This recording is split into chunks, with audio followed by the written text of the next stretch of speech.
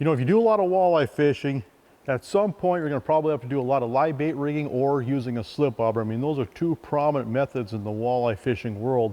And when you're using a snell or a live bait rig especially, you know, you're using a long leader, or in the case of a slip bobber, you know, if you're over deeper water, you know, basically what happens is when you set the hook, you know, say if you're in 14 feet of water and you've got to say a 8-foot snell or a 10-foot snell, it's really hard to connect with the fish. Where basically just a standard hook set is just going to lift your weight up off the bottom, but it's not going to connect with the fish. And so something that's really important when you're using slip bobbers or live bait rigs, what we call a reeling hook set, in the sense that you're feeling the fish, you feel that fish start to load up. Instead of setting the hook with the rod, set the hook with the reel. That's really important. Just crank on that reel handle and lift that weight up off the bottom. If you can imagine, basically what's happening is from your rod tip to the weight, your angle might be going down like this, or maybe it's going back like this. It doesn't matter. But then you've got the weight, then you've got that 8-foot snell, that 6-foot snell, however long that you're using.